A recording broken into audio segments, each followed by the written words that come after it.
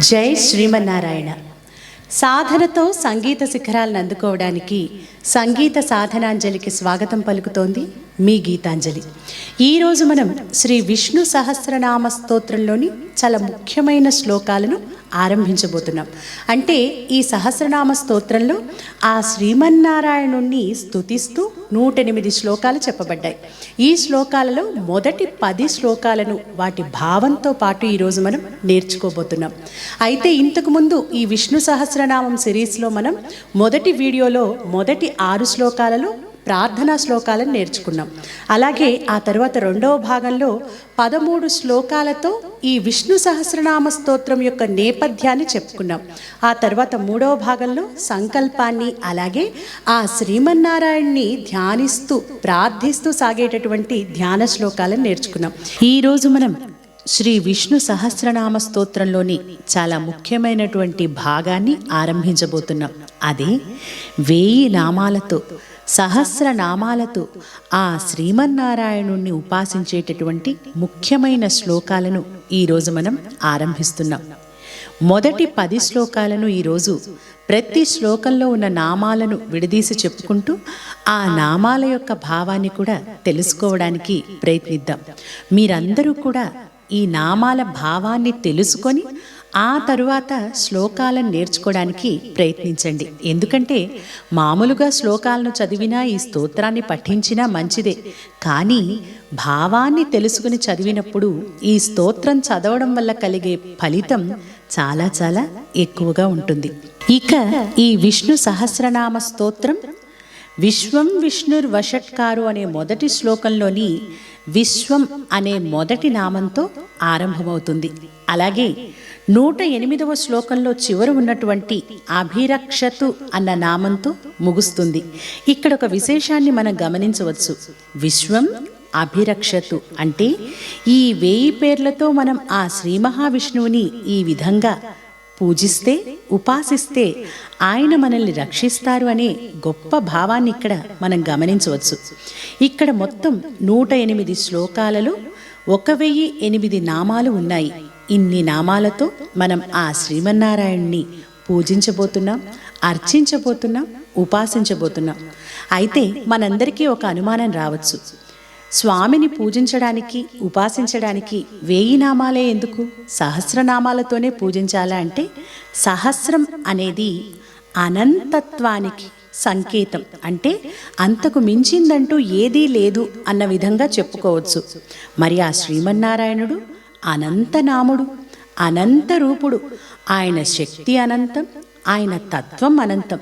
అటువంటి ఆ స్వామిని కీర్తించాలంటే అది సహస్రనామాలతోనే సాధ్యమవుతుంది. కాబట్టి ఇంతటి శక్తివంతమైనటువంటి సహస్రనామాలను, ఈ నామాలతో కూడిన ఈ స్తోత్రాన్ని నేర్చుకోవాలనే సంకల్పాన్ని, నేర్చుకునే శక్తిని మనకు ప్రసాదించమని ఆ శ్రీమన్నారాయణుణ్ణి ప్రార్థిస్తూ ప్రతి ఎపిసోడ్లో కూడా 10 శ్లోకాల చొప్పున భావంతో పాటు నేర్చుకోవడానికి ప్రయత్నిద్దాం.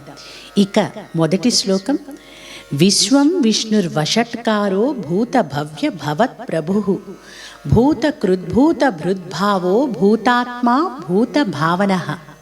ఇందులో ఎన్నెన్నో నామాలు ఉన్నాయి. ఒక్కొక్క దాన్ని విడదీస్తూ ఆ నామం యొక్క భావాన్ని తెలుసుకోవడానికి ప్రయత్నిద్దాం. మొదటి నామం విశ్వం. విశ్వము అంటే ప్రపంచం. ఈ కనిపించే విశ్వమంతా తానే నిండి ఉన్నవాడు, విశ్వమునకు కారణమైనవాడు, ఈ విశ్వాన్ని సృష్టించినవాడు, ఈ విశ్వంలోని ప్రతి అణువులో నిండి ఉన్నవాడు, ఇక ప్రళయకాలంలో అంతటినీ తనలో కలుపుకునేవాడు. అటువంటి జగన్నాథుడు, జగన్మయుడు, అన్నింటికీ ఆధారమైన చైతన్య స్వరూపుడు ఆ శ్రీ మహావిష్ణువును ఇక్కడ విశ్వం అనే నామంతో కీర్తిస్తూ ఈ విష్ణు సహస్రనామ స్తోత్రాన్ని ఆరంభించారు. ఇక తదుపరి నామం విష్ణుః. వేష్టి వ్యాప్నోతీతి విష్ణుః అన్నారు. అంటే సర్వత్రా వ్యాపించి ఉన్నవాడు విష్ణువు. ఇందుగలడందు లేడను సందేహము వలదు అన్నట్లుగా ఈ సృష్టిలోని ప్రతి అణువు అణువులో కూడా ఆ విష్ణువు నిండి ఉన్నాడు, అంతటినీ తనలో నింపుకొని ఉన్నాడు. తరువాతి నామం వషట్కారః. వషట్కారుడు అంటే యజ్ఞస్వరూపుడు, వేదస్వరూపుడు. యజ్ఞాలలో ప్రతి మంత్రం చివర మంత్రజలాన్ని వషట్ అనే శబ్దంతో వదిలిపెడుతూ ఉంటారు. కాబట్టి ఆ స్వామిని వషట్కారః అంటున్నారు. తరువాతి నామం భూతభవ్య భవత్ ప్రభు. భూత భవిష్యత్ వర్తమాన కాలాలకు ప్రభు అంటే జరిగినది, జరుగుతున్నది, జరగబోయేది అంతా కూడా ఆయన అధీనంలోనే ఉంటుంది. త్రికాలజ్ఞుడు, త్రికాలాలను శాసించేవాడు, త్రికాలాలకు అతీతుడు. తరువాతి నామం భూతకృత్ అంటే రజోగుణంతో బ్రహ్మస్వరూపుడై సర్వభూతములను జీవులను సృష్టించేవాడు. తమోగుణంతో రుద్రస్వరూపుడై ప్రళయకాలంలో సర్వజీవులను తనలో లీనం చేసుకునేవాడు. తరువాతి నామం భూతభృత్ అంటే సత్వగుణంతో ఈ స్థితికి కారకుడై సకల జీవులను పోషించేవాడు, భరించేవాడు, పశుపతి. ఇక తరువాతి నామం భావః అంటే ప్రపంచమంతా నిండినవాడు, అన్నింటికీ ఉనికిగా ఉన్న సత్యస్వరూపుడు. అందుకే ఈ విశ్వమే ఆ నారాయణుడు అంటారు. భూతాత్మ సర్వజీవకోటిలో అంతర్యామిగా, ఆత్మగా, సాక్షిగా ఉండేవాడు. భూత భావనః సర్వభూతాలను సృష్టించి పోషించి అలా నిలబెట్టేవాడు. ఈ మొదటి శ్లోకంలో ఉన్న 9 నామాలకు మనం భావాన్ని చెప్పుకున్నాం కదా. మొత్తం శ్లోకం యొక్క భావాన్ని మనం గమనిస్తే పరమాత్మ అయినటువంటి ఆ శ్రీ మహావిష్ణువు ఈ విశ్వానికి కారకుడై ఈ విశ్వమంతా వ్యాపించి ఉన్నాడు. ఆయన యజ్ఞపురుషుడు, త్రికాలజ్ఞుడు, సర్వాంతర్యామి, సర్వభూతములను ప్రాణులను సృష్టించి పశుపతిగా పోషించి ప్రళయకాలంలో తిరిగి సర్వమును తనలో లయం చేసుకునేవాడు. సత్యస్వరూపుడు ఆ శ్రీమన్నారాయణుడు. ఇక 2వ శ్లోకం పూతాత్మా పరమాత్మా చ ముక్తానాం పరమాగతి అవ్యయ పురుష సాక్షి క్షేత్రజ్ఞోక్షర ఏవచ. పూతాత్మ, పూత అంటే పవిత్రమైన ఆత్మ స్వరూపము కలిగినటువంటి వాడు. సర్వభూతములు జీవులు పుట్టడానికి వాటి మనుగడకు ఆ భగవానుడే కారణమైన ఆ జీవగుణాలతో ఆ స్వామికి ఎటువంటి సంబంధం ఉండదు. పరమాత్మాచ పరమమైన అంటే అంతకు మించిందంటూ లేని స్వరూపం కలిగినవాడు. తానే అంతటికీ ఆత్మయై ఉన్నప్పటికీ తనకు వేరొక ఆత్మ లేనివాడు. ముక్తానాం పరమాగతి జనన మరణాల చక్రం నుండి ముక్తి పొందిన వారికి పరమ గమ్యమై గతి అయి ఉన్నవాడు. అంటే ప్రతి ఒక్కరూ మోక్షగాములు కోరుకునేటటువంటి వాడు ఆ స్వామి. అవ్యయ వినాశనము లేనివాడు, అంతము లేనివాడు. పురుష మన శరీరంలో 9 ద్వారాలుంటాయి. ఈ నవద్వారాలతో కూడిన దేహము అనే ఈ పురంలో నిండి ఉన్నటువంటి చైతన్య స్వరూపమే ఆ స్వామి పురుష. అలాగే పరిపూర్ణుడు, పురాతనుడు, ప్రాచీనుడు అనే అర్థాలను కూడా చెప్పవచ్చు. సాక్షి, సా ప్లస్ అక్షి, అంతటినీ తన సహజ శక్తి ద్వారా చక్కగా దర్శించేవాడు, సర్వమునకు ప్రత్యక్ష సాక్షి. క్షేత్రజ్ఞ, క్షేత్ర అంటే శరీరము, జ్ఞః అంటే తెలుసుకున్నవాడు.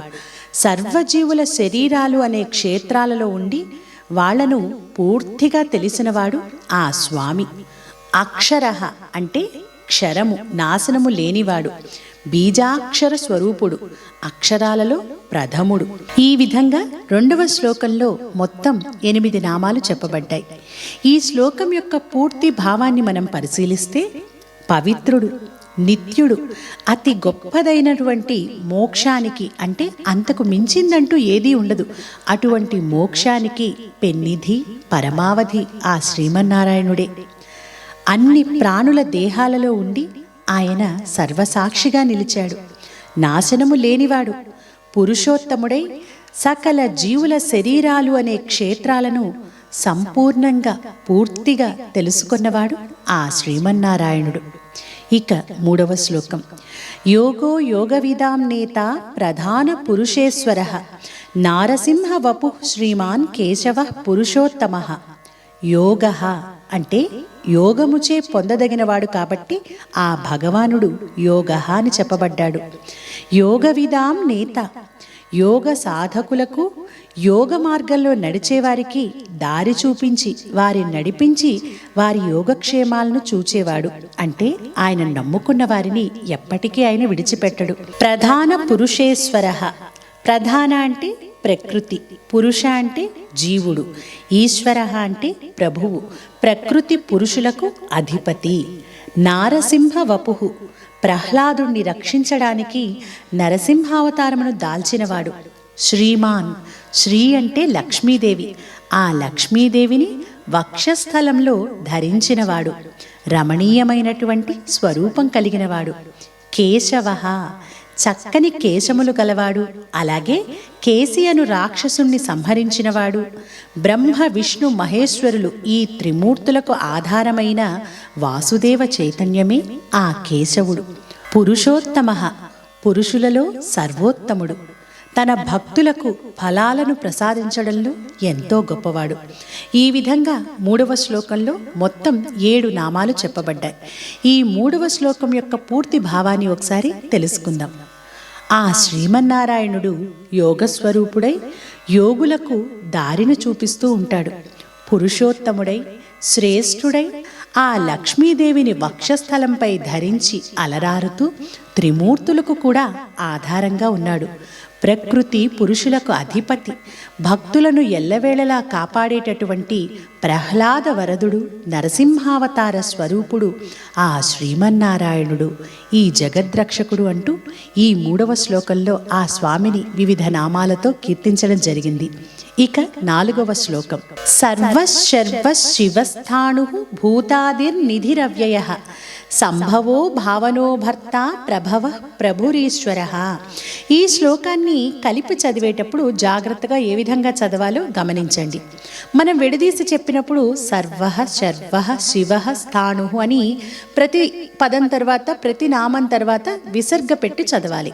అదే లైన్ మొత్తం కలిపి చదువుతున్నప్పుడు సర్వ శర్వ ఉందనుకోండి, ఆ సర్వహాలో ఆ చివరి ఉన్న విసర్గను తీసి నెక్స్ట్ వస్తున్న శర్వాలో షా కింద శావత్తు అంటే ఆ శాని నొక్కి పలకండి. అలా పలికితే సరిపోతుంది. అంటే సర్వ శర్వ శివ స్థాణు అంటే విసర్గల స్థానంలో తరువాతి వచ్చేటటువంటి అక్షరాన్ని ఒత్తి పలకండి. ఇక్కడ సర్వ శర్వ శివ స్థాణు భూతాదిర్నిధిరవ్యయః సంభవో భావనో భర్త ప్రభవ ప్రభురీశ్వర.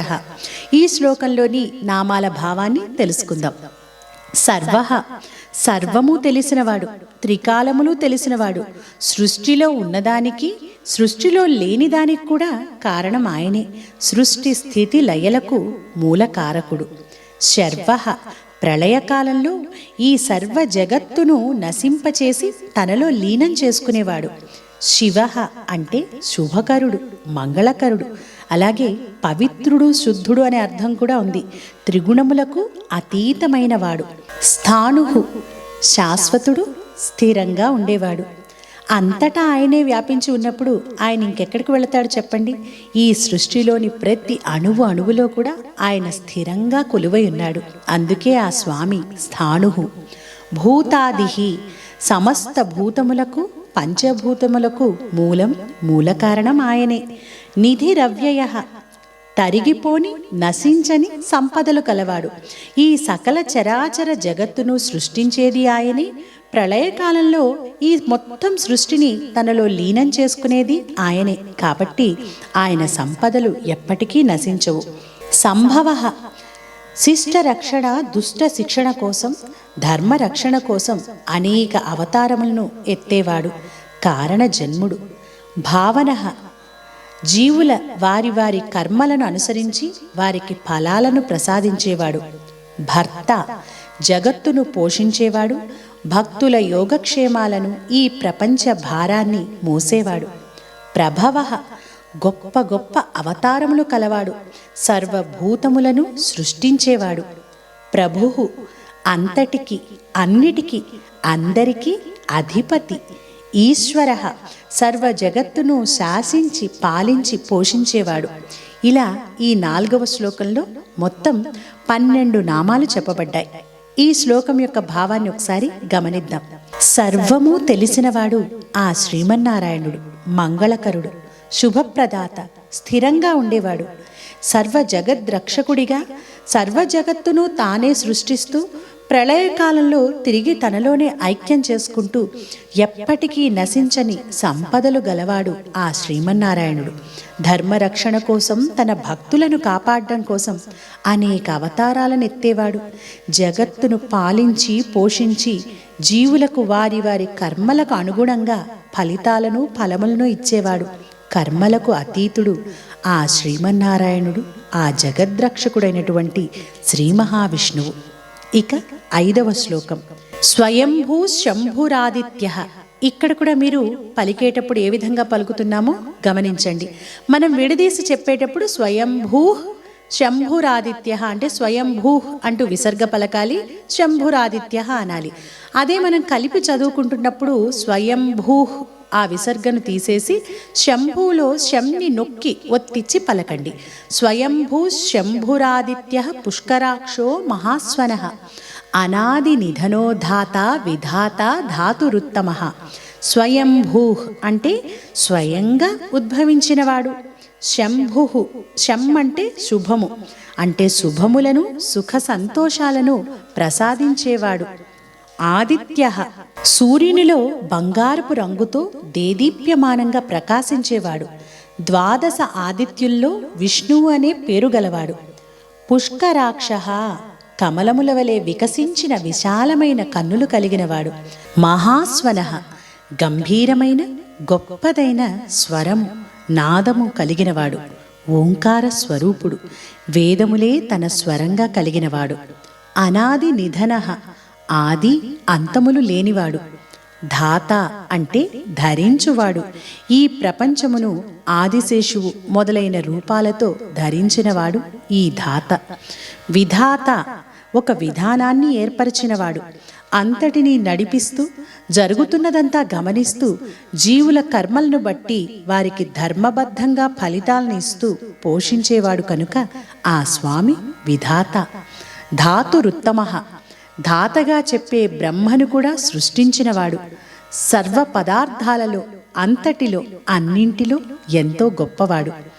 ఈ 5వ శ్లోకంలో మొత్తం 9 నామాలు చెప్పబడ్డాయి. ఈ శ్లోకం భావాన్ని గమనిస్తే ఆది అంతములు లేకుండా తనకు తానే స్వయంగా ఉద్భవించి ఈ ప్రపంచ భారాన్ని మోస్తూ జీవులను వారి వారి కర్మలు చేసే విధంగా ప్రేరేపిస్తూ వారి శ్రేయస్సుకు కారకునిగా 12 ఆదిత్యులలో విష్ణువుగా, కమలాక్షునిగా, సర్వశ్రేష్ఠునిగా, ఓంకార స్వరూపునిగా విలసిల్లే ఆ పరమాత్మయే శ్రీ మహావిష్ణువు. ఇక 6వ శ్లోకం, అప్రమేయో హృషీకేశ పద్మనాభో మరప్రభు విశ్వకర్మా మనుస్త్వష్ట స్థవిష్ఠ స్థవిరో ధ్రువః. అప్రమేయ ఏ ప్రమాణాలకు ఎటువంటి కొలతలకు అందనివాడు, మాటలలో చేతలలో ఏ విధంగానూ నిర్వచించలేనివాడు, తనకు తానే సాటి అయినవాడు. హృషీకేశ హృషీకములు అంటే ఇంద్రియములు, వాటిల్ని శాసించేవాడు, సర్వేంద్రియములకు అధిపతి. పద్మనాభ నాభియందు పద్మము కలవాడు. పద్మం అంటే వికసించిన జ్ఞానానికి గుర్తు. ఆ జ్ఞానానికి మూలమైన ఆత్మ చైతన్యమే పద్మనాభుడు. అలాగే పద్మమునకు నాభి వంటి వాడు అని కూడా చెప్పచ్చు. నాభి అంటే కేంద్రం, పద్మము అంటే ఈ ప్రపంచం, అంటే ఈ సృష్టికి కేంద్రమై నడిపించేవాడు ఆ పద్మనాభుడు. అమర ప్రభువు, అమరులు అంటే దేవతలు, దేవతలందరికీ కూడా ప్రభువు, అధిపతి. విశ్వకర్మ విశ్వమును రూపొందించినవాడు, ఈ ప్రపంచమును సృష్టించిన మహాశిల్పి. మనుహు అంటే ప్రజాపతి, ఆలోచనలకు అధిపతి, మంత్రస్వరూపుడు. త్వష్ట ప్రళయకాలంలో అంతటినీ పరమాణు రూపంగా చేసి తనలో లీనం చేసుకునేవాడు. స్థవిష్ఠ అంటే మహాకాయుడు, మహాబలుడు, హద్దులు లేకుండా విస్తరించి ఉన్న విరాట్ పురుషుడు. స్థవిరో ధ్రువః స్థవిరుడు అంటే పురాతనుడు, సనాతనుడు. ధ్రువః అంటే శాశ్వతుడు, కాలంతో పాటు మారని నిశ్చలుడు, పురాణ పురుషుడు. ఈ 6వ శ్లోకంలో మొత్తం 9 నామాలు చెప్పబడ్డాయి. మొత్తం భావాన్ని మనం గమనిస్తే ఆ మహాపురుషుడైనటువంటి శ్రీ మహావిష్ణువు ప్రమాణాలకు, తర్కానికి దేనికి కూడా అందనివాడు, లోకాధారమైనటువంటి వాడు, లోకాధారమైన కమలం నాభియందు కలవాడు, స్థిరంగా ఉండేవాడు, ఇంద్రియాలకు దేవతలకు మనస్సుకు అందరికీ అధిపతి, మహాబలుడు, పురాతనుడు, సృష్టికర్త ఆయనే, సర్వసంహారి కూడా ఆయనే. ఇక 7వ శ్లోకం. అగ్రాహ్య శాశ్వత కృష్ణో లోహితాక్ష ప్రతర్దన ప్రభూతస్త్రిక కుబ్ధామ పవిత్రం మంగళం పరం. ఇక్కడ మీరు గమనిస్తే విడదీసి చెప్పేటప్పుడు అగ్రాహ్య శాశ్వత అని చెప్పాలి. అదే కలిపి చదివేటప్పుడు అగ్రాహ్య శాశ్వత కృష్ణో అంటే సరిపోతుంది. అగ్రాహ్య అంటే కర్మేంద్రియాల చేత గాని మరి వేటి చేత కూడా తెలుసుకోవడానికి వీలులేని గొప్ప తత్వం కలిగినవాడు, శాశ్వత ఎల్లప్పుడూ ఉండేవాడు, నిత్యుడు, శాశ్వతుడు. కృష్ణ నల్లని శరీరపు రంగు కలిగినవాడు. అలాగే కృష్ణ అంటే ఆనందమే తన స్వభావంగా కలవాడు, సచ్చిదానంద స్వరూపుడు అనే అర్థాన్ని కూడా చెప్పుకోవచ్చు.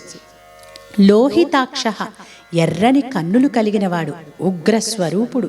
ప్రతర్దన ప్రళయకాలంలో జీవులనన్నింటినీ కూడా నశింపచేసేవాడు. ప్రభూత అందరికంటే ఉన్నతుడు, జ్ఞానం, ఐశ్వర్యం ఇలాంటి ఎన్నో గుణాలతో నిండినవాడు.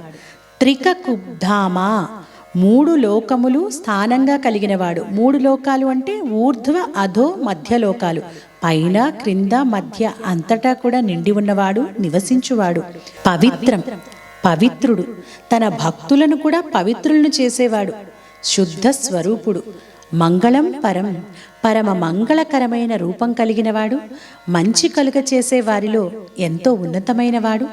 అలా తలుచుకోగానే, స్మరించిన మాత్రంగానే అనేక శుభాలను కలుగచేసేవాడు. ఈ 7వ శ్లోకంలో కూడా మొత్తం 9 నామాలు చెప్పబడ్డాయి. ఈ శ్లోకం భావాన్ని మనం పరిశీలిస్తే ఆ శ్రీ మహావిష్ణువు శాశ్వతుడు, తెలుసుకోవడానికి వీలుగానే గొప్ప తత్వం కలిగినవాడు, సచ్చిదానంద స్వరూపుడు, అలాగే ఉగ్రస్వరూపుడై ప్రళయకాలంలో అంతటినీ నశింపచేసేవాడు. ముల్లోకాలలో వ్యాపించి సర్వోన్నతుడై మహోన్నతుడై దేదీప్యమానంగా వెలసినవాడు, వెలుగొందేవాడు. ఆయన పవిత్రుడు మాత్రమే కాదు, తన భక్తులందరినీ కూడా పవిత్రులను చేయువాడు, అలాగే సకల శుభాలను కలిగించేవాడు ఆ వైకుంఠాధిపతి శ్రీమన్నారాయణుడు. ఇక 8వ శ్లోకం. ఈశాన ప్రాణద ప్రాణో జ్యేష్ఠ శ్రేష్ఠ ప్రజాపతి హిరణ్యగర్భో భూగర్భో మాధవో మధుసూదన. ఈశాన సర్వమును అదుపు చేయువాడు, అంతటినీ శాసించేవాడు. ప్రాణద ఈ ప్రాణద అన్న నామానికి చాలా అర్థాలున్నాయి. ప్రాణాన్ దదాతి అంటే ప్రాణమునిచ్చేవాడు, ప్రాణాన్ ద్యతి అంటే ప్రాణం తీసేవాడు, ప్రాణాన్ దాపయతి ప్రాణమును అనగా జీవిని పవిత్రంగా చేసేవాడు. తరువాతి నామం ప్రాణః, జీవికి ప్రాణరూపంలో, శ్వాస రూపంలో ఉన్నవాడు, ప్రాణశక్తి స్వరూపంగా అన్ని ప్రాణులలో నిండి ఉన్నవాడు. జ్యేష్ఠః అత్యున్నతుడు, అందరికీ పెద్ద దిక్కు ఆయనే. శ్రేష్ఠః అత్యుత్తముడు. ప్రజాపతి సకల జీవకోటికి ప్రభువు, అధిపతి.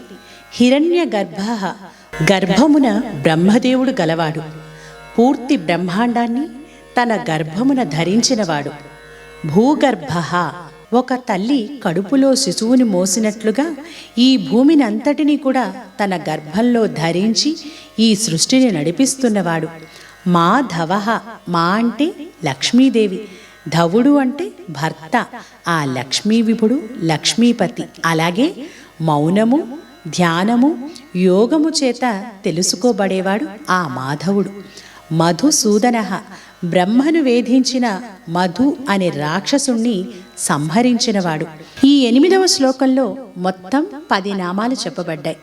ఈ శ్లోకం యొక్క పూర్తి భావాన్ని మనం గమనిస్తే సర్వమును అదుపు చేసేవాడు, అంతటినీ శాసించేవాడు, ప్రాణాలనిచ్చేవాడు, ప్రాణాలను తీసేవాడు, అసలు ప్రాణమే తానై ఉన్నవాడు ఆ శ్రీ మహావిష్ణువు. అందరిలో జ్యేష్ఠుడు, శ్రేష్ఠుడు, సమస్త జీవకోటికి అధిపతి, ఈ సమస్త భూమండలాన్ని తన గర్భంలో ధరించినవాడు లక్ష్మీ విభుడు, మధుసూదనుడు. ఆ పరమాత్మ శ్రీ మహావిష్ణువు. ఇక 9వ శ్లోకం. ఈశ్వరో విక్రమీ ధన్వీ మేధావి విక్రమ క్రమః అనుత్తమో దురాధర్ష కృతజ్ఞ కృతిరాత్మవాన్. ఈశ్వరః మహాశక్తి స్వరూపుడు, సర్వశాసకుడు. విక్రమి గొప్ప పరాక్రమం శౌర్యం కలిగినవాడు. ధన్వి శాంగము అనే ధనస్సును ధరించినవాడు. శ్రీరామావతారంలో కోదండాన్ని ధరించి అధర్మ మార్గంలో నడిచేవారిని శిక్షించినవాడు. మేధావి అద్భుతమైన జ్ఞానశక్తి, అపారమైన మేధస్సు కలిగినవాడు. విక్రమః వామన రూపంలో ఈ విశ్వాన్ని 3 అడుగులతో కొలిచినవాడు. అలాగే గరుత్మంతునిపై సంచరించేవాడు. క్రమః సర్వత్రా సంచరించేవాడు, అంతటినీ నడిపించేవాడు. అనుత్తమః సర్వోత్తముడు, తనకంటే మించిందంటూ ఏదీ లేనివాడు. దురాధర్షః ఏ ఒక్కరూ కూడా ఎదిరించలేనివాడు. కృతజ్ఞః అంటే చేసిన దాన్ని తెలుసుకొని మరచిపోనివాడు. ప్రేమతో భక్తులు ఒక చిన్న పుష్పాన్నో ఫలాన్నో చివరికి ఒక ఆకుని అలా పెట్టి ఆయనకు నమస్కరించినా కూడా ఎంతగానో ఆనందించి కృతజ్ఞుడై మోక్షాన్ని సకల శుభాలను ప్రసాదించేవాడు. కృతిః తనను నమ్ముకున్న వారిచే సత్కార్యాలను మంచి పనులను చేయించేవాడు. ఆత్మవాన్ ఆత్మస్వరూపుడు, తనయందు తానే ఉన్నవాడు. ఈ 9వ శ్లోకంలో మొత్తం 11 నామాలున్నాయి. పూర్తి భావాన్ని మనం చూస్తే మహాశక్తి స్వరూపుడు, పరాక్రమవంతుడు, ధనుస్సును ధరించినవాడు, మేధావి, వామనమూర్తి, సర్వత్రా సంచరించేవాడు, అంతటిని నడిపించేవాడు ఆ పరమాత్మ. తనకన్నా ఉత్తముడు లేనివాడు, ఎవ్వరూ ఎదురించలేనివాడు, భక్తుల భక్తికి దాసుడు, కృతజ్ఞుడు, ఆత్మస్వరూపుడు, తన భక్తుల చేత సత్కర్మలను చేయించేవాడు ఆ వైకుంఠాధిపతి శ్రీ మహావిష్ణువు. ఇక 10వ శ్లోకం. సురేశ శరణం శర్మ విశ్వరేతా ప్రజాభవః అహః సంవత్సరో వ్యాళ ప్రత్యయ సర్వదర్శనః. ఈ శ్లోకంలో కూడా విడదీసి చెప్పేటప్పుడు సురేశ శరణం అని చెప్పాలి. అలాగే కలిపి చెప్పేటప్పుడు సురేశ శరణం అంటే సరిపోతుంది. అలాగే 2వ లైన్లో విడదీసినప్పుడు అహః సంవత్సరః అని చెప్తాం. అలాగే కలిపి చదివేటప్పుడు అహః సంవత్సరో వ్యాళ, విడదీసినప్పుడు ప్రత్యయ సర్వదర్శనః అంటాం. అలాగే కలిపి పఠించేటప్పుడు ప్రత్యయ సర్వదర్శనః. ఈ చిన్న చిన్న విషయాల్ని మీరు గమనిస్తే సులభంగా వీటిల్ని చదువుకోవచ్చు. లేదంటే అమ్మో ఇక్కడ చాలా విసర్గలున్నాయి, పలకడం కష్టమేమో అని అనుకుంటూ ఉంటాం. ఈ విషయాలను మీరు జాగ్రత్తగా గమనిస్తే అక్షర దోషాలు, ఉచ్చారణ దోషాలు లేకుండా చాలా సులభంగా ఈ శ్లోకాలను నేర్చుకోవచ్చు. సురేశః దేవతలకు ప్రభువు. శరణం తనను శరణన్న వారిని ఎల్లప్పుడూ రక్షించేవాడు, ఆర్తత్రాణ పరాయణుడు. శర్మ పరమానంద స్వరూపుడు, నిజమైన ఆనందానికి ఆ స్వామి నిలువెత్తు రూపం. విశ్వరేతాః అంతటికీ మూల బీజం. అలాగే ఈ విశ్వం జనించడానికి ముఖ్య కారణం కూడా ఆ స్వామి. ప్రజాభవః సర్వ ప్రాణికోటి పుట్టడానికి ఆయనే కారకుడు. అహః అంటే తేజస్వరూపుడు, పగటి వలె వెలుగునిచ్చేవాడు. సంవత్సరః కాలస్వరూపుడు. వ్యాళః విశేషంగా అన్ని విధాలుగా ఈ జగమంతా నిండినవాడు, అన్నింటినీ పొందినవాడు. సర్పం వలె ఆదిశేషుని వలె పట్టుకోలేనివాడు, ఏనుగు వలె వశం కానివాడు. అంటే మనం ఎంత పట్టుకోవడానికి ప్రయత్నించినా మనకు చేజిక్కనివాడు, అందనివాడు. ప్రత్యయ చైతన్య స్వరూపుడు, జ్ఞానస్వరూపుడు, నమ్మదగినవాడు. సర్వదర్శన అన్నింటినీ చూసేవాడు, అలాగే చూపించేవాడు కూడా ఆ స్వామి. ఆయన సర్వసాక్షి. ఈ విధంగా 10వ శ్లోకంలో మొత్తం ఆ స్వామి యొక్క 10 నామాలు చెప్పబడ్డాయి. మనం పూర్తి భావాన్ని తెలుసుకుందాం. సురేశ్వరుడు, శరణాగత రక్షకుడు, ఆనంద స్వరూపుడు, చైతన్య స్వరూపుడు, తేజోస్వరూపుడు ఎవరు? ఆ శ్రీ మహావిష్ణువే. ఎవ్వరికి అందనివాడు, వశం కానివాడు.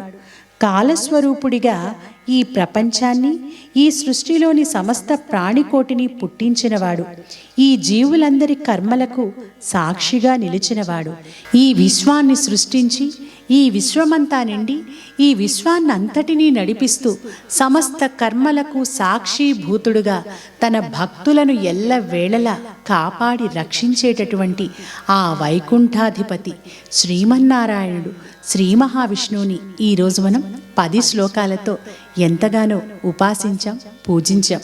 మనం ఇప్పుడు భావాన్ని నేర్చుకున్నాం కాబట్టి ఈ 10 శ్లోకాలను విడదీస్తూ ఏ విధంగా చదవాలో నేర్చుకొని తర్వాత మొత్తం 10 శ్లోకాలను వీడియో చివర కలిపి పారాయణం చేసుకుందాం.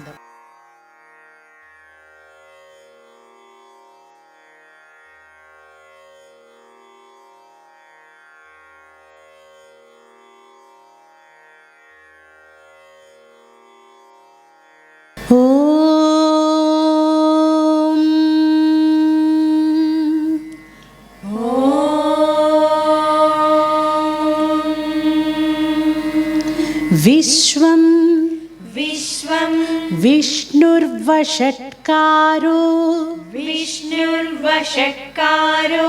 भूतभव्य भवत्प्रभुः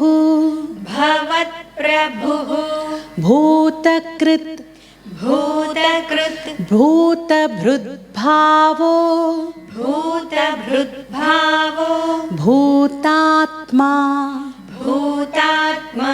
भूतभावनः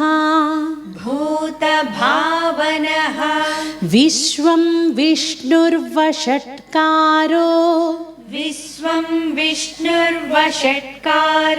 भूतभव्य भवत्प्रभुः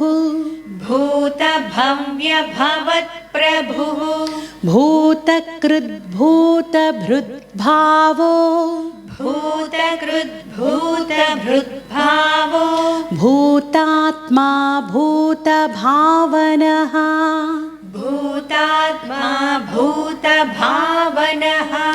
विश्वं विष्णुर्वषट्कारो भूतभव्य भवत्प्रभुः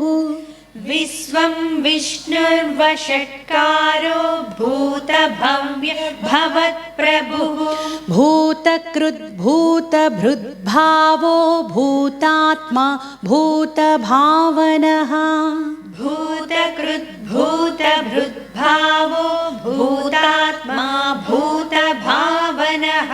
पूतात्मा परमात्मा च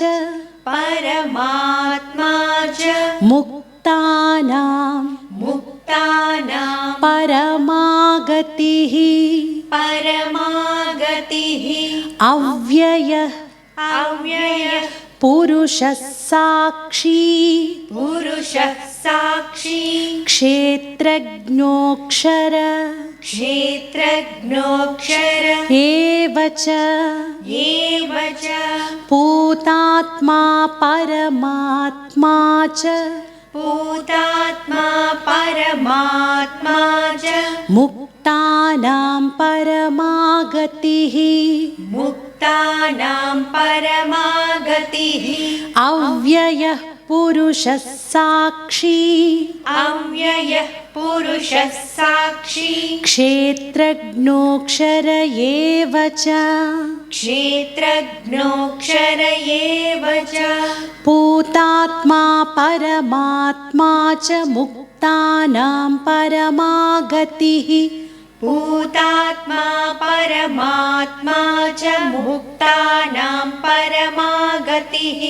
अव्ययः पुरुषः साक्षी क्षेत्रज्ञोऽक्षर एव च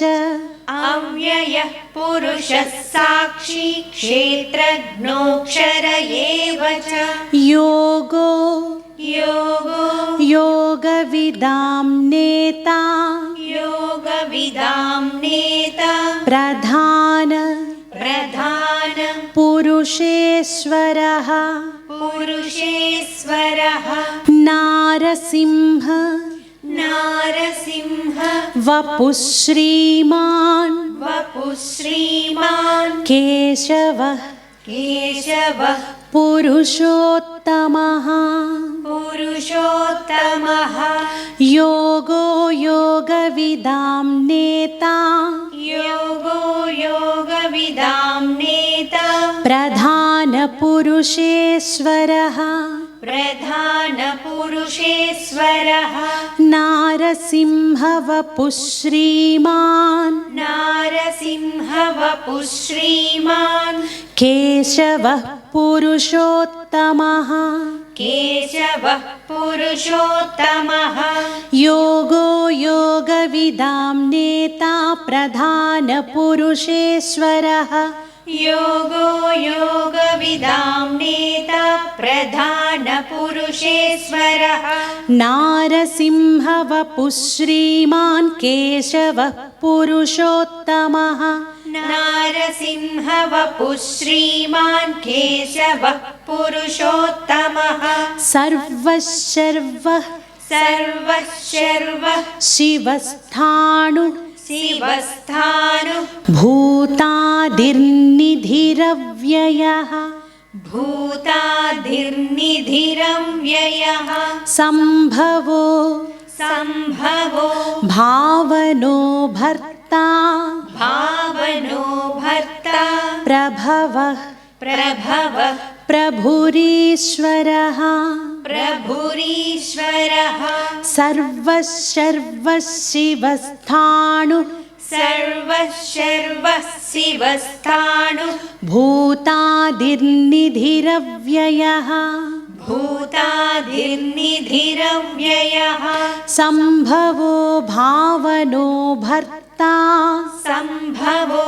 भावनो भर्ता प्रभवः प्रभुरीश्वरः प्रभवः प्रभुरीश्वरः सर्वशर्वः शिवस्थाणु भूतादिर्निधिरव्ययः सर्वशर्वः शिवस्थाणु भूतादिर्निधिरव्ययः सम्भवो भावनो भर्ता प्रभवः प्रभुरीश्वरः सम्भवो भावनो भर्ता प्रभवः प्रभुरीश्वरः स्वयंभूः स्वयंभूः शम्भुरादित्यः शम्भुरादित्यः पुष्कराक्षो पुष्कराक्षो महास्वनः महास्वनः अनादिनिधनो अनादिनिधनो धाता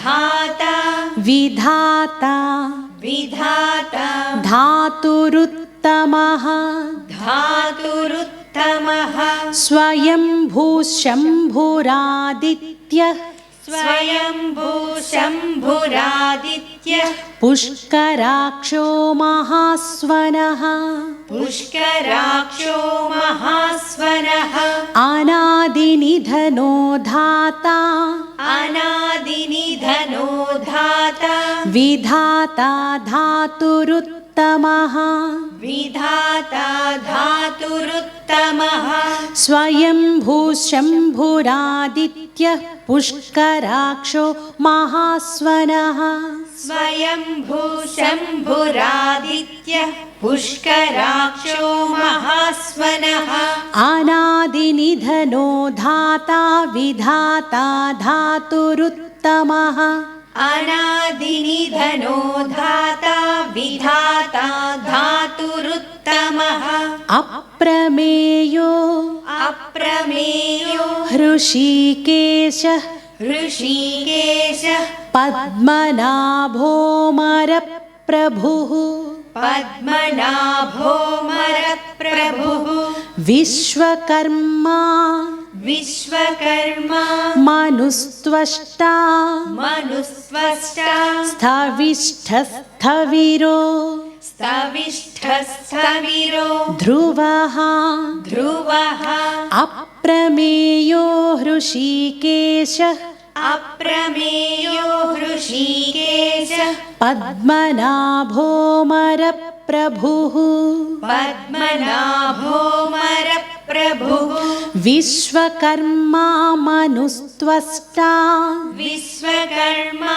मनुस्त्वष्टा स्थविष्ठस्थविरो ध्रुवः स्थविष्ठस्थविरो ध्रुवः अप्रमेयो हृषीकेशः पद्मनाभोऽमरप्रभुः अप्रमेयो हृषीकेशः पद्मनाभोऽमरप्रभुः विश्वकर्मा मनुस्त्वष्टा स्थविष्ठस्थविरो ध्रुवः विश्वकर्मा मनुस्त्वष्टा स्थविष्ठस्थविरो ध्रुवः अग्राह्य शाश्वतः कृष्णो लोहिताक्षः प्रतर्दनः प्रभूतस्त्रिक कुब्धाम पवित्रं मङ्गलं परम्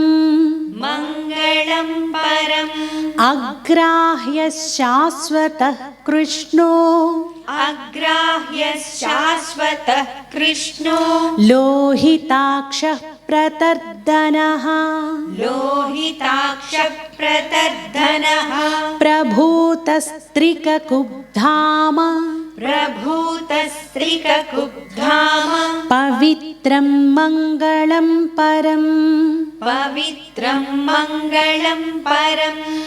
अग्राह्य शाश्वतः कृष्णो लोहिताक्षः प्रतर्दनः अग्राह्य शाश्वतः कृष्णो लोहिताक्षः प्रतर्दनः प्रभूतस्त्रिककुब्धाम पवित्रं मङ्गलं परम् प्रभूतस्त्रिककुब्धाम पवित्रं मङ्गलं परम् ईशानः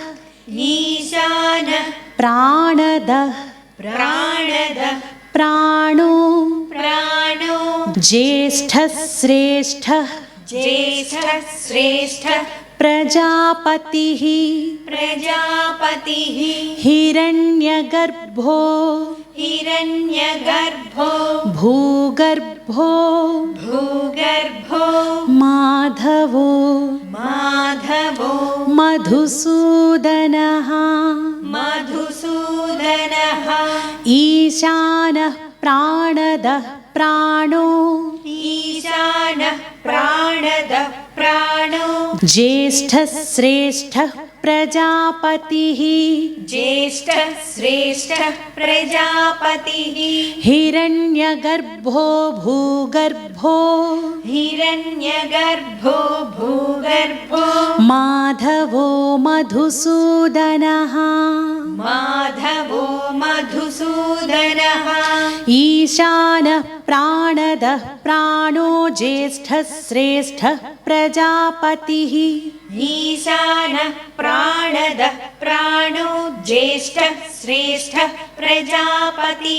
हिरण्यगर्भो भूगर्भो माधवो मधुसूदनः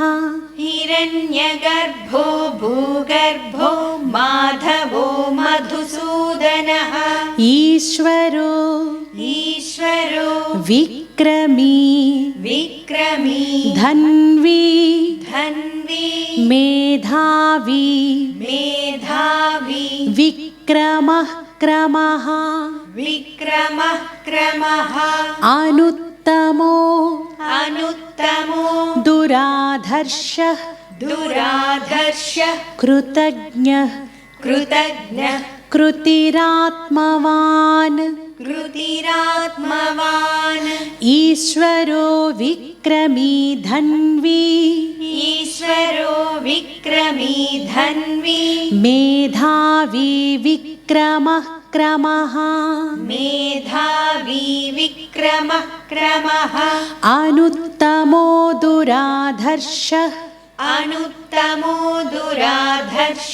कृतज्ञः कृतिरात्मवान् कृतिरात्मवान् ईश्वरो विक्रमी धन्वी मेधावी विक्रमः क्रमः ईश्वरो विक्रमी धन्वी मेधावी विक्रमः क्रमः अनुत्तमो दुराधर्षः कृतज्ञः कृतिरात्मवान् अनुत्तमो दुराधर्षः कृतज्ञः कृतिरात्मवान् सुरेशः शरणं सुरेशः शरणं शर्म शर्म विश्वरेताः विश्वरेताः प्रजाभवः प्रजाभवः आहः संवत्सरो आहः संवत्सरो व्याळः व्याळः प्रत्ययः सर्व प्रत्ययः सर्व दर्शनः दर्शनः सुरेशः शरणं शर्म सुरेशः शरणं शर्म विश्वरेताः प्रजाभवः विश्वरेता प्रजाभवः आहः संवत्सरो व्याळः आहः संवत्सरो व्याळः प्रत्ययः सर्वदर्शनः प्रत्ययः सर्वदर्शनः सुरेशः शरणं शर्म विश्वरेताः प्रजाभवः सुरेशः शरणं शर्म विश्वरेता प्रजाभवः आहः संवत्सरो व्याळः प्रत्ययः सर्वदर्शनः आहः संवत्सरो व्याळः प्रत्ययः सर्वदर्शनः ఇక్కడ మనం ఏ విధంగా ఎక్కడ విడదీసి పాడుతున్నాం ఇవన్నీ మీకు కరెక్ట్గా తెలియాలి అంటే మనం ఈ నేర్చుకోవడానికి ముందు మొత్తం భావాన్ని తెలుసుకున్నాం కదా. అంటే మీరు ఇది నేర్చుకోవడానికి ప్రయత్నించే ముందు ఆ భావాన్ని కూడా ఒకసారి పూర్తిగా వినండి. అప్పుడు మీకు దీన్ని ఎక్కడెక్కడ విడదీస్తూ పాడాలో చాలా బాగా అర్థమవుతుంది. ఇవాళ నేర్చుకున్నటువంటి ఈ 10 శ్లోకాలను ఒకసారి మనం కలిపి పాడుకుందాం.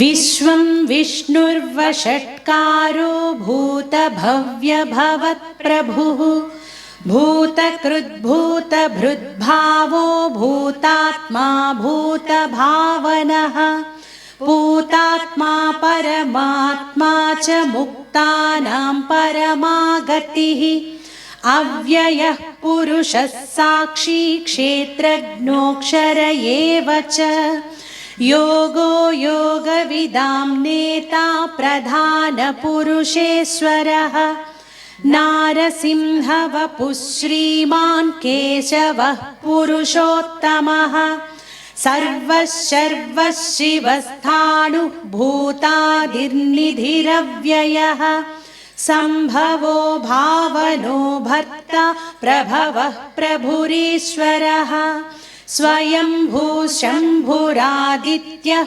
पुष्कराक्षो महास्वनः अनादिनिधनो धाता विधाता धातुरुत्तमः अप्रमेयो हृषीकेशः पद्मनाभोऽमरप्रभुः विश्वकर्मा मनुस्त्वष्टा स्थविष्ठस्थविरो ध्रुवः अग्राह्यः शाश्वतः कृष्णो लोहिताक्षः प्रतर्दनः प्रभूतस्त्रिककुब्धाम पवित्रं मङ्गलं परम् ईशानः प्राणदः प्राणो ज्येष्ठः श्रेष्ठः प्रजापतिः हिरण्यगर्भो भूगर्भो माधवो मधुसूदनः ईश्वरो विक्रमी धन्वी मेधावी विक्रमः क्रमः अनुत्तमो